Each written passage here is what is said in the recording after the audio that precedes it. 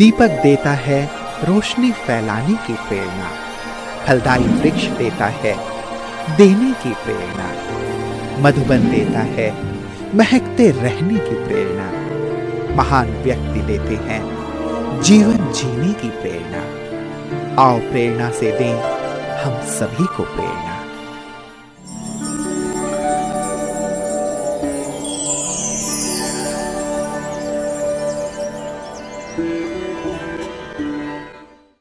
रामटेक महाराष्ट्र राज्य में स्थित एक ऐतिहासिक नगर है। वनवास के समय श्री रामचंद्र यहाँ थोड़े समय के लिए रुके थे, इसलिए यह स्थान रामटेक के नाम से प्रसिद्ध है। यह स्थान प्राकृतिक सुंदरता एवं पहाड़ों से घिरा हुआ है, इसलिए पर्यटन के लिए भी प्रसिद्ध है। रामटेक ब्रह्मा कुमारी ईश्वरीय विश्वविद्यालय की मुख्य संचालिका है आदरणीय राजयोगिनी ललिता दीदी जी। आपका जन्म 1967 में महाराष्ट्र के भंडारा जिले में हुआ। बचपन से ही आप संगीत, पढ़ाई, नृत्य कला आदि में विशेष रुचि रखते थे। आप सहनशीलता, सत्यता, ईमानदारी आदि दिव्य गुणों से भरपूर शांतचित्त आत्मा हैं। 1976 में आपको ईश्वरीय ज्ञान की प्राप्ति भंडारा से हुई। 1978 में आपने माउंट आबू के हेडक्वार्टर में अव्यक्त बाप दादा से ईश्वरीय मिलन मनाया। 1983 में आप संपूर्ण रूप से ईश्वरीय सेवाओं में संलग्न हो गए। तब से अमरावती, हिंगणघाट, नागपुर आदि अनेक स्थानों पर सेवाएं देते हुए 1992 से आप रामटेक में स्थायी रूप से अपनी सेवाएं प्रदान कर रही है।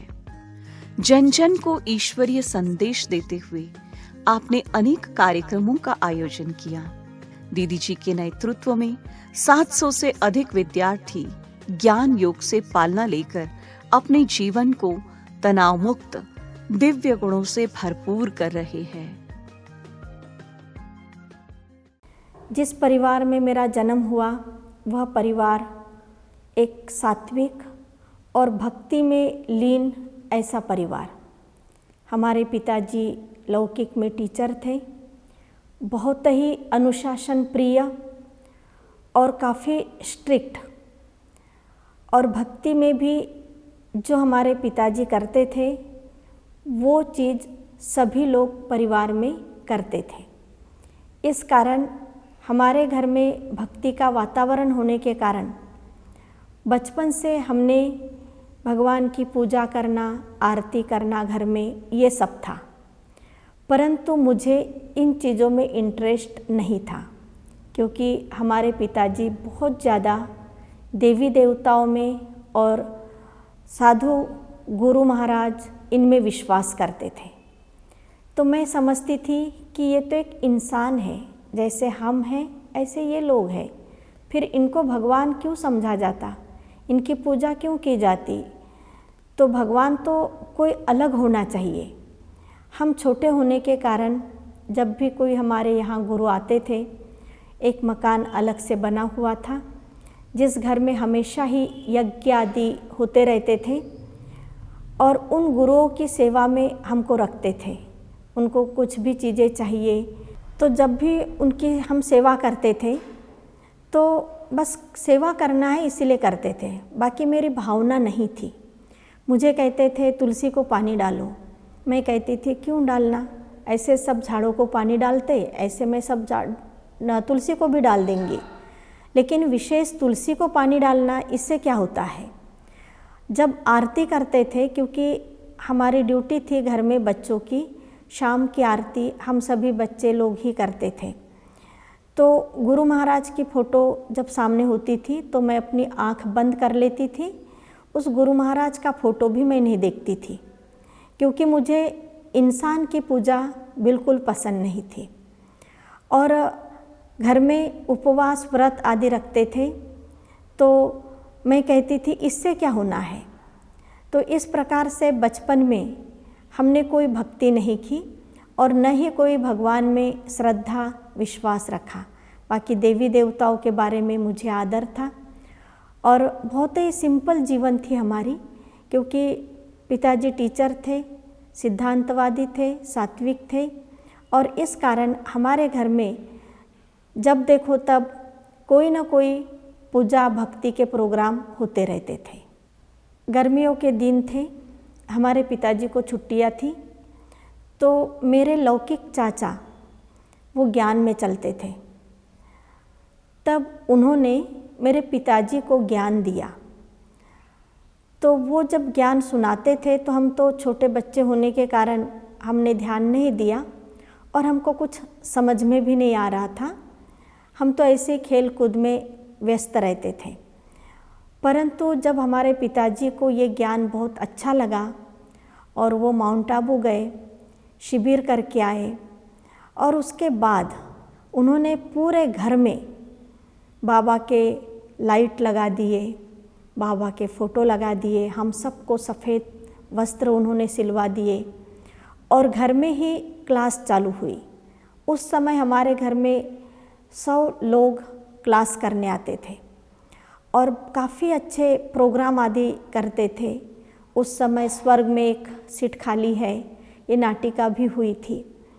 और जब हमारे पिताजी स्कूल से आते थे तो 3-4 लोग मिलकर के साइकिल में जाते थे, साथ में प्रोजेक्टर होता था और चित्र दिखाकर वह सेवा करते थे, गांव-गांव में बाबा का संदेश देते थे।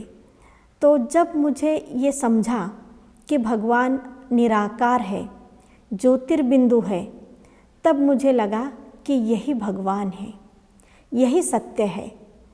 और इसीलिए मेरा विश्वास हो गया, क्योंकि मैंने बचपने में सुनी थी कि भगवान जो होता है कि उसकी छाया नहीं पड़ती। और हम जब पढ़ रहे थे तब स्कूल में एक टीचर ने हमें कहा था कि भगवान जो होता है वो इन आँखों से हम नहीं देख सकते।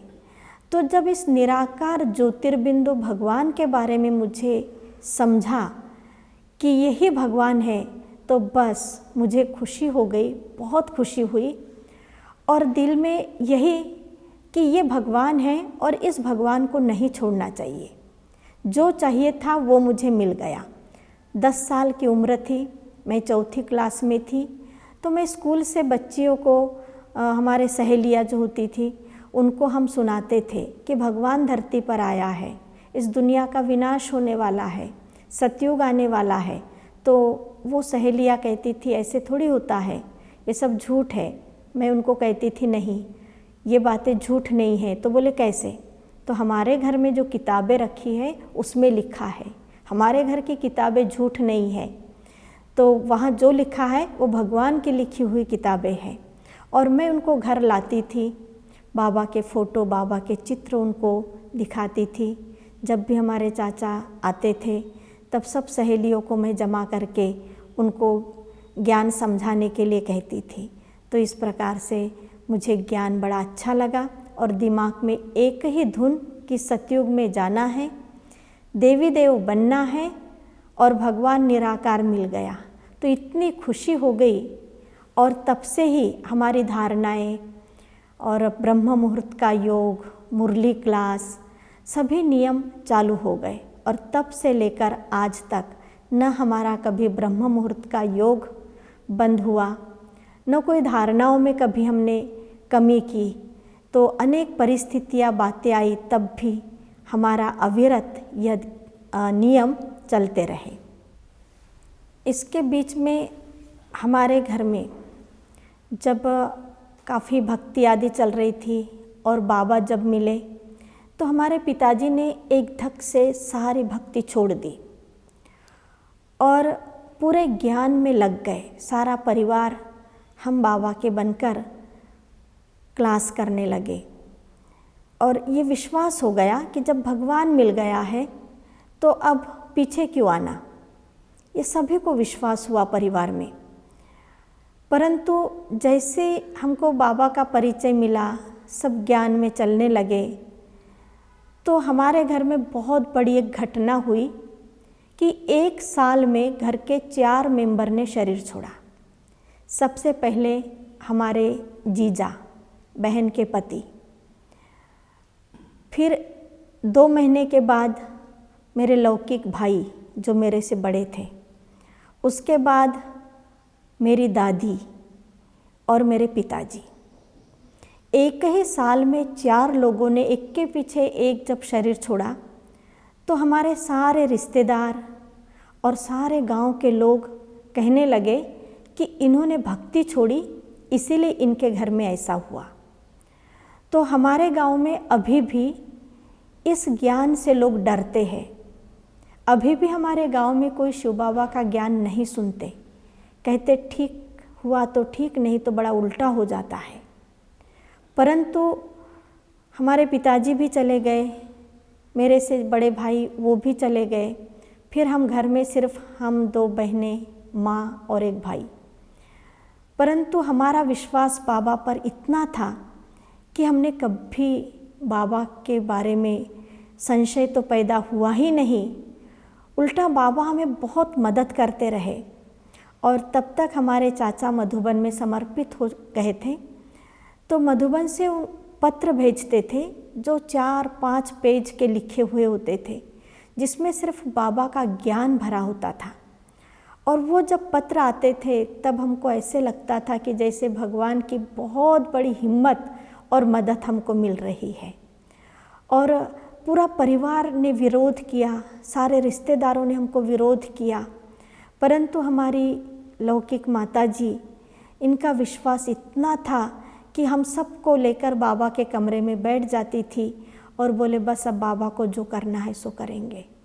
और कभी उन्होंने ये अविश्वास नहीं किया कि हमसे ऐसा क्यों हुआ, ऐसे कभी नहीं हुआ। और फिर जब पिताजी ने शरीर छोड़ा तो उनकी आत्मा को शांति मिलनी चाहिए, उनको खुशी मिलनी चाहिए, इसीलिए हम लोग सब मधुबन गए। उस समय बाबा मेडिटेशन हॉल में आते थे, तब शांतिवन भी, ओम शांति भवन भी नहीं बना था। तो उस समय थोड़े से लोग थे और छोटा सा हॉल था, एकदम करीब से हम बाबा से मिले थे। ये सारी घटना होने के कारण हमारी माताजी काफ़ी दुखी रहती थी, खूब रोती रहती थी। जब हम बाबा के सामने गए तब बाबा ने हमें पूछा, बच्ची खुश रहती हो?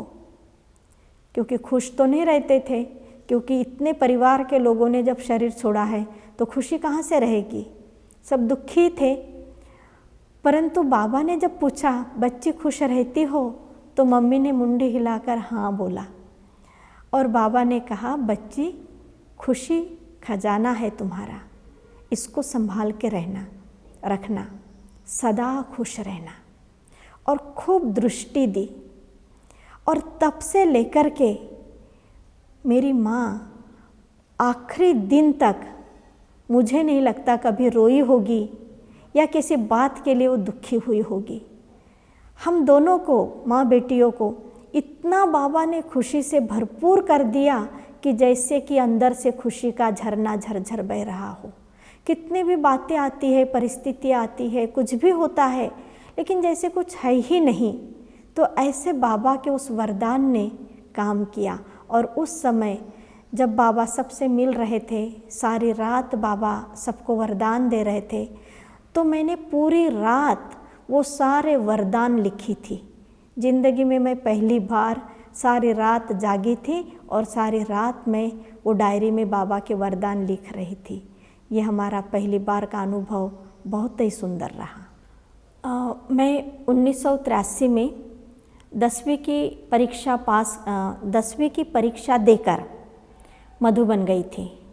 भंडारा से ग्रुप जा रहा था और जाना था मेरे मम्मी को, परंतु किसी लौकिक ज़रूरी काम आने के कारण मम्मी का कैंसिल हुआ।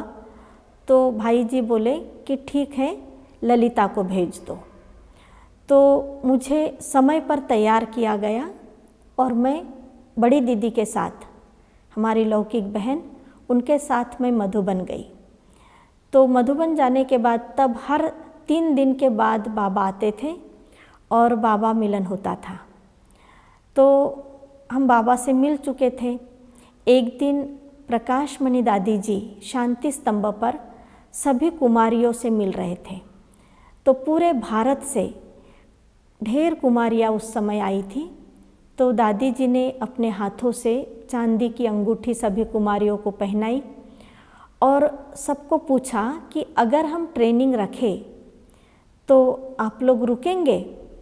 हाथ खड़ा करो जो रुकेंगे। तो मैंने हाथ खड़ा कर दिया कि मैं भी ट्रेनिंग के लिए रुकूंगी और अपना नाम दे दिया। तो उस समय पूरे भारत से 90 कुमारियाँ जिन्होंने अपना नाम दिया और उस समय हम लोग सारा ग्रुप वापस गया और ट्रेनिंग के लिए हम रुके। तो ओम शांति भवन में बाबा का अवतरण होता था, पांडव भवन में पार्टियाँ रहती थी। तो म्यूजियम में जहाँ अभी लेजर शो दिखाया जाता है वहाँ पर बड़ा हॉल था। उस हॉल में हम 90 कुमारियों को रखा गया और वहीं पर हमारी ट्रेनिंग होती थी। रात को उसी हॉल में हम सोते थे और वहीं पर हमारे क्लास होते थे। सुबह मुरली के लिए हम ओम शांति भवन में आते थे पैदल लाइन लगा करके। 20 दिन की ट्रेनिंग थी। हमारी ट्रेनिंग पूरी हुई। उस समय मनमोहिनी दीदी जी, जानकी दादी, प्रकाशमणि दादी, गुलजार दादी, सभी चंद्रमणि दादी, मनोहर इंदिरा दादी जी, ये सभी दादियाँ उस समय उपस्थित थे जो हमारे क्लास लेते रहते थे। और उस समय उन्होंने जो क्लासेस कराए, सारी ट्रेनिंग पूरी हुई। उसके बाद फिर अब सेंटर पर कौन रहेगा और घर में कौन जाएगा, तो पूछना चालू हुआ। तो मैंने अपना नाम दे दिया कि मुझे सेंटर पर रहना है। तो दादी जी ने मुझे कहा कि अभी तुम छोटी हो, 2 साल पढ़ाई करो, फिर उसके बाद तुम सेंटर पर आना। तो दादी जी ने मना किया। हमारे चाचा जो मधुबन में थे, मैंने उनसे पूछी तो उन्होंने भी कहा अभी से ब्रह्मा कुमारी बन के क्या करती है, पहले पढ़ाई पढ़ो उसके बाद बनना। तो लौकिक में से चाचा जी ने मना कर दिया, अलौकिक में से बड़ी दादी ने मना कर दिया। तो मुझे बड़ा दुख हुआ। मैं खूब रोती थी बाबा के कमरे में जाकर और बाबा से कहती थी जब फैसला मेरा और तेरा है, बनना मुझे है, बनाना आपको है, फिर ये तीसरे लोग बीच में मुझे मना क्यों करते हैं? मुझे बनना है तो बनना है। तो मैं सिर्फ रोती रहती थी। तो उस समय बाबा मिल रहे थे सभी कुमारियों से। अब मेरा टर्न आने वाला था बाबा के पास जाने का। तो मेरे मन में आया कि मैं एक बाबा से पूछ लूँ, अगर बाबा मुझे कहेंगे पढ़ाई पढ़ो तो मैं पढ़ाई पढ़ूंगी, अगर नहीं बोलेंगे तो नहीं कहूँगी। तो जो भी बाबा मुझे निर्णय देंगे वो मेरे लिए मान्य होगा। तो मैं जैसे बाबा के सामने गई, बाबा कुछ बोले उसके पहले ही मैंने बाबा से कहा बाबा मैं पढ़ाई पढ़ूँ। तब बाबा ने कहा बच्ची जब निमित्त बनी हो तो पढ़ाई की क्या आवश्यकता। और उसी समय मैं क्या बताऊँ, मुझे इतनी खुशी हुई कि वाह भगवान ने मेरे दिल की बात जान ली। और सचमुच भगवान तुम कितने अच्छे हो कि जो आपने मुझे, अब खुशी मिल गई, खुशी भी हो गई। बाबा ने हाँ भी, और मेरे हाथ में लड्डू रखा, तब बूंदी का बड़ा सा लड्डू बाबा हाथ में देते थे। तो मेरा हाथ पकड़कर कम से कम 10 मिनट तक बाबा मुझे दृष्टि देते रहे। और तुरंत मैं दूसरे ही दिन दादी जी के पास गई। दादी जी ने मुझे परमिशन दी। मैं दादी जी को कहा कि दादी जी मुझे आप कहीं भी भेजिए। तो दादी जी ने कहा अब तो छोटी है ना, जब हमको ज़रूरत पड़ेगी तब आपको हम भेजेंगे, अभी आप अपनी ही एरिया में रहो। और नागपुर में पुष्पा रानी दीदी के लिए उन्होंने चिट्ठी लिख कर दी। और मैं घर में आकर जब ये सारा समाचार बताई तो घर के लोग तो बड़े खुश हो गए कि इसने खुद निर्णय लिया और बाबा ने इसको परमिशन दी। तो उनके भी खुशी का कोई ठिकाना नहीं था। और फिर मुझे नागपुर के सेंटर में रखा गया। तो ब्रह्मा कुमारी जो बनने का मुझे संकल्प आया, तो मैंने जो देखा कि ये ब्रह्मा कुमारी जो लाइफ है ये सबसे हटके है। भाई शादी करना, बच्चे पैदा करना, उनकी पालना करना और फिर एक दिन मर जाना, ये काम तो एक पशु जानवर आदि करते हैं। और वही काम हम करें तो पशु में और इंसान में फ़र्क ही क्या हुआ। तो मुझे लगा नहीं, मुझे ज़रा हट के जीवन जीनी है, सबसे हट के। और दूसरा कारण ये था कि मैं बहुत डरपोक थी। बड़े आवाज़ से या ऊंचे पूरे जो पुरुष लोग होते थे उनसे मुझे बड़ा डर लगता था। जिनकी आवाज़ बहुत बड़ी हो, कड़क हो, उनकी आवाज़ से भी मैं डरती थी। तो इस कारण मुझे लगता था कि शादी होने के बाद तो पुरुष की मुट्ठी में जाना पड़ेगा। और फिर स्त्री की ज़िंदगी आज से 40 साल पहले जो वातावरण था संसार में कि स्त्री जो है वो पुरुष के वश में रहती थी, सारी मर्जी पुरुष की, स्त्री की कोई मर्जी नहीं। एक दासी बन कर के स्त्री का जीना ये मुझे बिल्कुल पसंद नहीं था। इसीलिए मैंने देखा कि ब्रह्मा कुमारी जीवन एक ऐसी है कि जिसमें पुरुष का वर्चस्व नहीं है, होलसेल स्त्री के हाथ में है सब कुछ। तो ये चांस मुझे कभी नहीं छोड़ना है और ये चांस मुझे दोबारा कभी नहीं आएगा। इसीलिए मुझे ब्रह्मा कुमारी बनना ही है। और ये दो बातें मुझे यहाँ पर जो प्राप्त हुई और मैं जो ब्रह्मा कुमारी बनी तो मुझे ऐसे लगता है कि मेरे जैसा सुखी संसार में कोई नहीं है। तो जब मैं ब्रह्मा कुमारी बनी, अनेक प्रकार की सेवाएं, क्योंकि जब हम 1983 में सेंटर पर आए तो तब वो समय खूब सेवाओं के विस्तार का समय था। जहाँ तहाँ प्रदर्शनियाँ, मेले और अनेक प्रकार के विंग्स बने और इस विंग्स के माध्यम से अनेक विषयों के भाषण, फिर उसके बाद तो self management course, memory management, तो फलाने अनेक प्रकार के यहाँ पर सेवाओं का विस्तार हुआ। तो जब कोई भी भाषण करने का समय आता था या कहीं पर इंग्लिश भाषा, तो मुझे इंग्लिश तो आती नहीं थी, या किसी वीआईपी के पास जाना है, कुछ विशेष ऐसी सेवाएं हो, तब मैं बाबा को कहती थी कि बाबा आप ही ने तो बोला है पढ़ाई नहीं पढ़ो, मुझे तो सब पढ़ाने वाले थे, आपके कहने से मैं पढ़ाई छोड़ कर आई हूँ, अब आप करो क्या करना है आपको।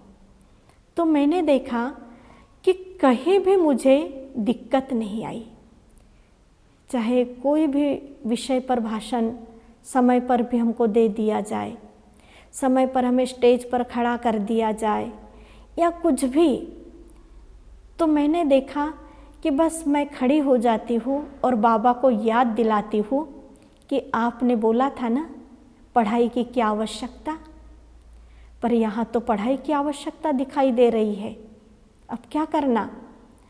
तो जैसे कि बाबा मेरे दिमाग में टच करता जा रहा है और मैं बोलती जा रही हूँ। आज तक का मेरा ऐसा अनुभव रहा कि पता नहीं वो समय पर वो पॉइंट्स दिमाग में कहाँ से आती है और कैसे होता है। तो ऐसे बाबा मुझे कभी किसी बात में फेल नहीं होने दिया।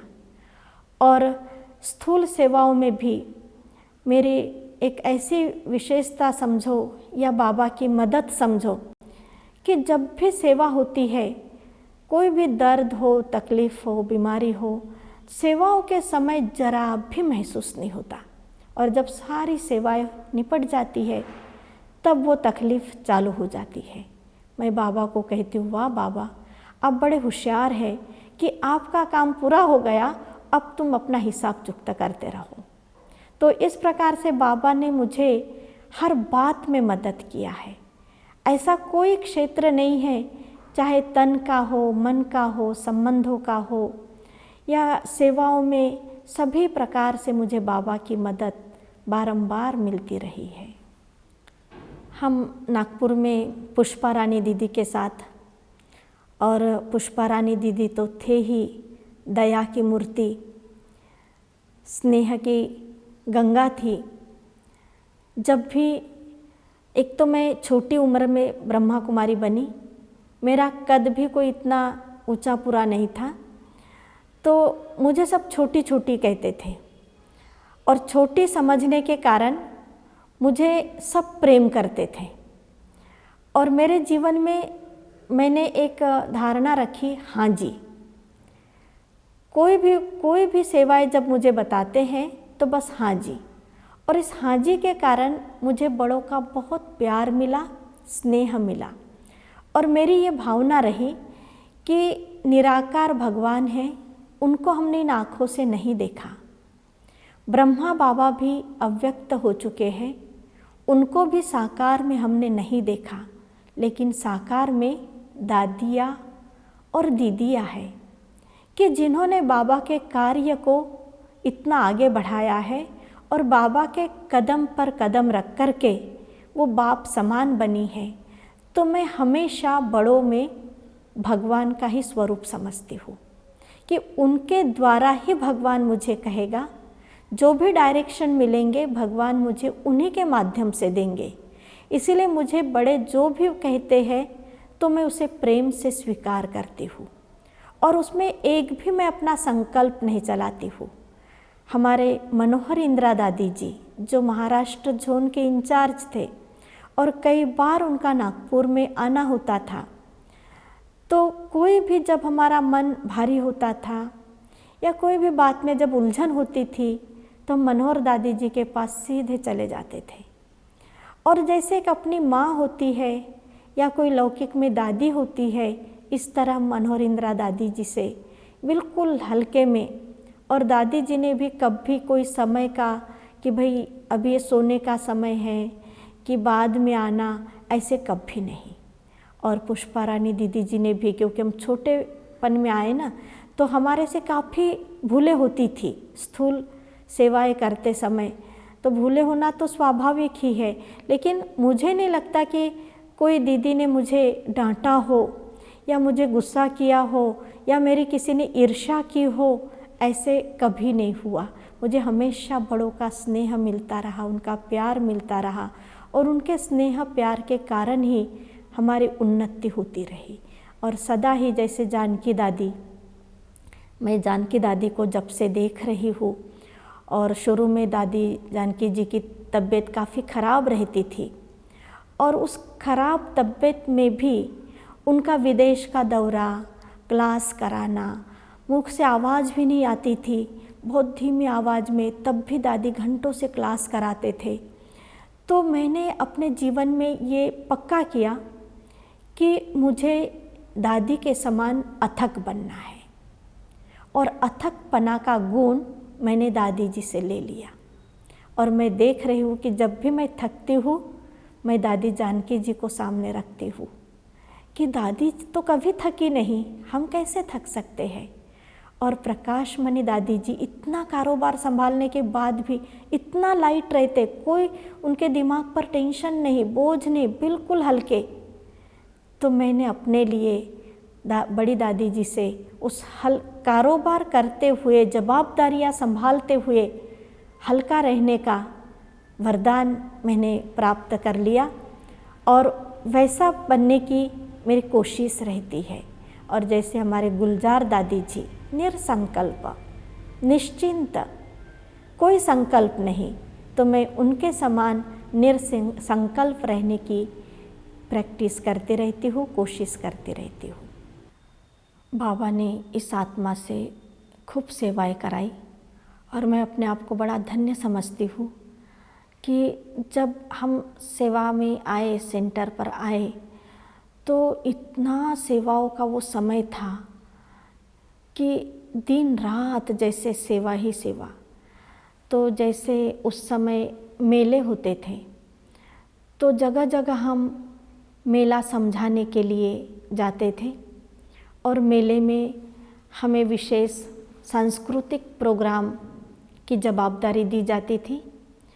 तो उस सांस्कृतिक प्रोग्राम में जैसे शोभा यात्रा, झांकियाँ, ये हमें विशेष सेवाएं दी जाती थी।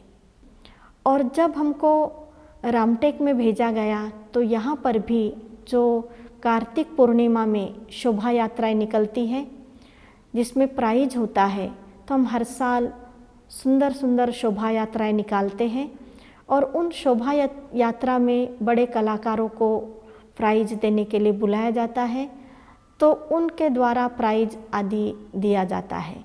तो ये भी सेवाएं, इस कारण इस इलाके में हर व्यक्ति ब्रह्मा कुमारीज को पहचानता है।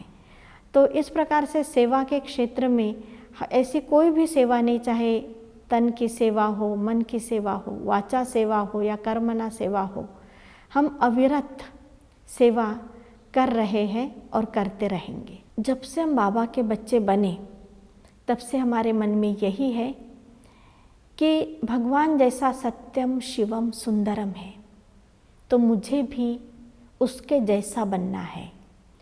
और इसीलिए दिव्य गुणों की धारणा, इस पर मेरा विशेष अटेंशन है, क्योंकि बाबा ने जो कहा है कि बच्चे तुम स्टेज पर हो, सारी दुनिया तुम्हें देख रही है।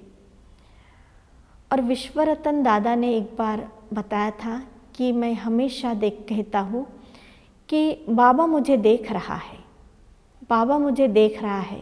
तो उनकी बात भी मेरे दिमाग में फिट है कि बाबा मुझे देख रहा है। और इसीलिए मैं सदैव कभी भी और कहीं भी राइट रहने की कोशिश करती हूँ। कोई भी रॉन्ग कर्म नहीं करना है, क्योंकि भगवान मुझे देख रहा है ये। और सहनशील बनना है, क्योंकि भगवान कहता है सहन करो, ये आज्ञा है भगवान की। इसीलिए सहनशीलता का विशेष गुण। और फिर जो मैं काफ़ी डरपोक नेचर की थी, और डरपोक होने के कारण मेरे खूब तीव्र संकल्प चलते थे। एक बार मुझे ऐसे लगा कि मेरे इतने संकल्प वेस्ट हो रहे हैं, तब मैंने अपने आप से प्रण किया। 1997 की बात है, हमने यहाँ पर नवरात्र की देवियाँ बिठाए थे। तो मेरे मन में आया कि लोग 9 दिन का अन्न पानी का उपवास करते हैं, हम क्यों नहीं इस चीज़ का उपवास करें कि 9 दिन तक मुझे कोई भी व्यर्थ संकल्प नहीं चलाने हैं, एक भी व्यर्थ संकल्प मुझे नहीं चलाना है। तो मैंने 9 दिन तक ये प्रयास किया और देखा कि 9 दिन में मैं सक्सेस रही, कोई भी एक भी व्यर्थ संकल्प नहीं चला। जब मैंने देखा कि भाई 9 दिन जब हम सक्सेस हो सकते हैं तो इसको और बढ़ा दिया जाए, तो मैं सोची कि चलो 1 जनवरी तक करेंगे। उसमें भी हम सक्सेस हुए। फिर मैंने 1 साल के लिए प्रण किया और आज मुझे ये आदत पड़ गई कि मुझे कभी भी कोई भी व्यर्थ का संकल्प नहीं आता। बस मैं यही कहती हूँ कि बाबा करन करावनहार करा रहा है, बाबा को जो पसंद है वही होना है, हमारे मर्जी से कुछ नहीं होना है। और इसलिए निरसंकल्प और निश्चिंत रहने का अभ्यास करती हूँ। हमको बाबा ने 2 इंजन दिए, पुष्पा रानी दीदी और सावित्री दीदी। तो सावित्री दीदी धारणाओं की मूर्त थी, तो पुष्पा रानी दीदी प्रेम की गंगा थी। और सावित्री दीदी जितनी स्ट्रिक्ट थी धारणाओं में, उतनी ही ममतामयी थी। हमने देखा कि जो भी प्रैक्टिकल कर्म करते हुए कैसे बाबा की लगन और सेवा की, उनको जो भी घर में आत्माएं आते थे सेंटर पर, किसी को भी टोली दिए बिगर नहीं भेजना। दोपहर को जब सभी बहनें आराम करती थी तो सावित्री दीदी जागते थे और नीचे बैठे रहते थे कि कोई भी आकर वापस नहीं जाना चाहिए और उनसे ज़रूर बात करेंगे। तो ये जो आत्माओं को स्नेह देने का उनका जो संस्कार था, ये बहुत अच्छा था। और जब भी हम सेंटरों में रहते थे तो सावित्री दीदी हमेशा चक्कर लगाते थे और जो भी प्रॉब्लम है भाई बहनों के क्लासेस आदि करके उनसे मिल करके वो कंप्लीट करते थे। स्थूल कोई कमी रही वो भी देखते थे, क्योंकि पुष्पा रानी दीदी तो बड़े कारोबार में थे, लेकिन छोटे कारोबार में सावित्री दीदी ने हमें बहुत हेल्प किया। और पुष्पा रानी दीदी का हमारे में बहुत विश्वास था, बहुत स्नेह था। और उनके स्नेह और विश्वास के कारण जबकि हमने देखा कि हमारे में इतनी विशेषता नहीं थी, लेकिन उन्होंने हमें ऐसा योग्य बनाया कि तुम कर सकते हो, तुमको बहुत कुछ आता है, तुम होशियार हो, हाँ सब आता है, जैसे कि छोड़ देते थे हमारे ऊपर। और वो कुछ भी हम सेवाएं करते थे तो बड़ा कौतुक करते थे हमारा, बड़े खुश होते थे और कईयों को बताते थे कि देखो इन्होंने ये प्रोग्राम किया, इनके यहाँ ऐसा हुआ, और इस कारण हमारा उत्साह बढ़ता रहा और हम सेवाओं को बढ़ाते रहे। वर्तमान समय मेरा विशेष जो पुरुषार्थ चल रहा है कि एकदम अपने आप को अकेला, मैं अकेली हूँ, मैं मात्र एक आत्मा हूँ, न मेरा शरीर है न कुछ, बस मैं एक आत्मा हूँ और मेरा शिव बाबा है। और दूसरी बात समय के हिसाब से कि एक तो निरसंकल्प, कोई भी व्यर्थ संकल्प नहीं, करन करावनहार करा रहा है, मैं अकेली हूँ और बाबा की छत्र छाया में हूँ। परमधाम से बाबा की सकाश सदा ही मेरे ऊपर है और उनकी किरणों में, उनके सकाश में मैं सुरक्षित हूँ। और शरीर का जब हिसाब किताब चलता है, दुख तकलीफ होती है शरीर की, मैं इस शरीर से डिटैच हो जाती हूँ और इस डिटैचपन में मुझे बहुत सुख मिलता है, बहुत आनंद आता है। वर्तमान समय मैं समय को देखते हुए बस अब कुछ भी नहीं है, संसार में कुछ भी नहीं है, सब शून्य हो गया है, सब शून्य है, मैं भी शून्य और सब कुछ शून्य। और उस शून्य की दुनिया में, परमधाम में, वहाँ जो आनंद लेती हूँ, वहाँ जो मुझे खुशी मिलती है, और ये सही दुनिया है, ये सही जीवन है जो जीना चाहिए। मज़ा लेने का जो समय है वो अभी है, क्योंकि परमधाम का सुख हमें सतयुग में नहीं मिलेगा। इसीलिए परमधाम में उस ज्योति बिंदु परमात्मा के पास, उसके किरणों के नीचे, उसके शीतल छाया में और उसके पूर्ण वाइब्रेशन में रहना मैं ज़्यादा पसंद करती हूँ। अंतिम समय के लिए बाबा ने कहा है कि वो 1 सेकंड का पेपर होगा और उस 1 सेकंड के पेपर में तुम्हें पास होना है।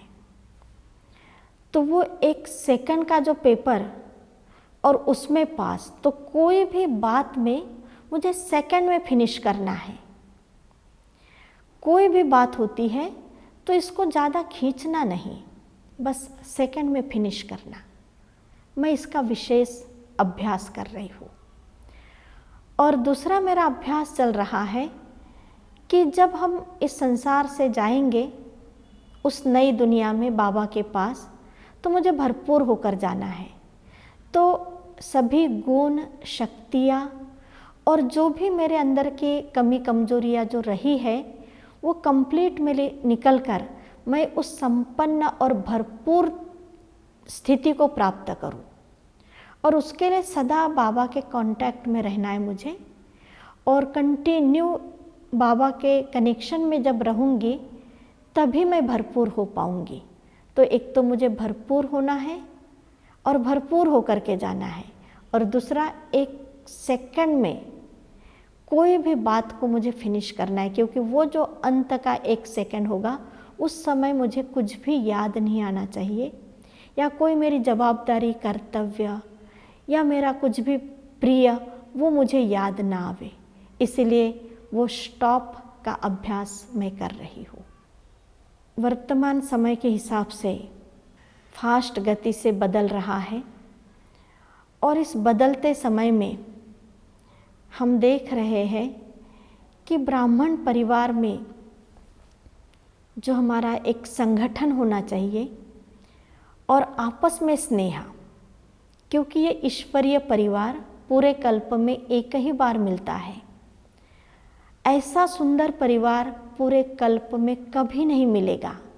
इसलिए आपस में स्नेह, एक दूसरे को सहयोग और संगठन का किला मजबूत होना आवश्यक है। स्वभाव संस्कारों का जो टक्कर होता है और इस कारण ईर्ष्या द्वेष आपस में, तो इन चीज़ों को हम जरा छोड़ देवे और बाबा के परिवार के जो इतने सुंदर प्यारे बच्चे हैं, पवित्र आत्माएं हैं, तो इनके स्नेह में हम रहे, ये सुख हम अनुभव करें।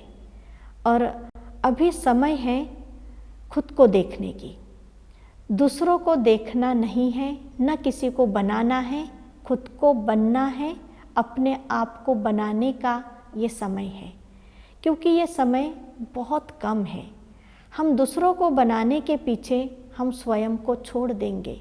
इसलिए सभी भाई बहनें अपने ऊपर ध्यान देंगे तो कंप्लीट होकर के बाबा के पास जाकर ऊंच पद की प्राप्ति कर पाएंगे। ब्राह्मण भाई बहनों के लिए यही हमारा विशेष संदेश है। ओम शांति।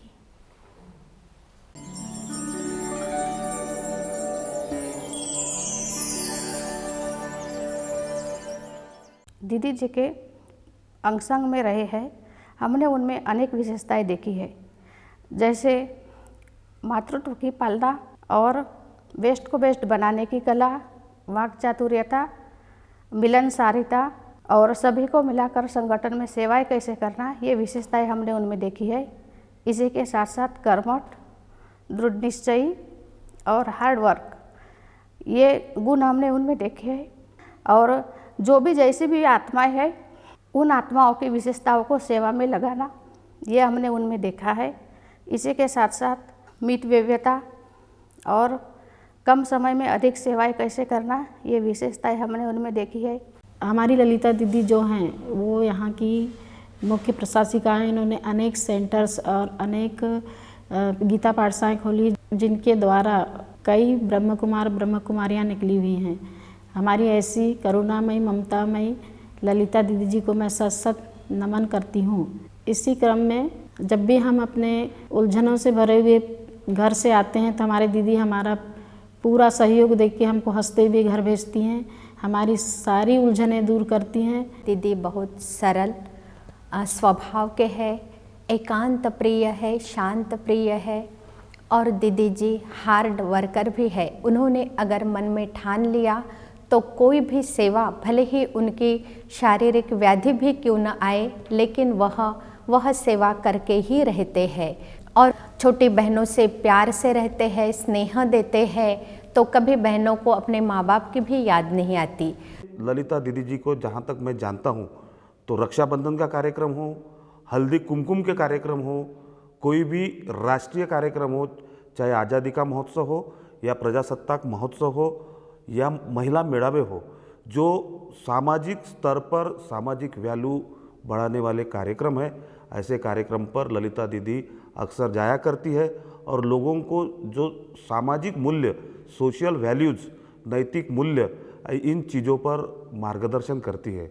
ललिता दीदी के संपर्क में आया और ललिता दीदी ने जो मुझे 7 दिन का कोर्स कराया, उसके बाद निरंतर मुझे मुरली करने के लिए निमंत्रित किया कि आप डेली आके हमारे क्लासेस में निरंतर मुरली कीजिए। और उस दौरान मुझ में जो स्व परिवर्तन हुआ, तो मैं स्व चिंतन और स्व परिवर्तन करके मैंने अपने आप को परिवर्तित किया। इसमें मुझे परमपिता परमात्मा शिव बाबा, ब्रह्मा बाबा तथा रामटेक सेंटर के प्रमुख ललिता दीदी, इनका बहुत सहयोग रहा, जिनके वजह से मैं अपने आप को परिवर्तन कर सका।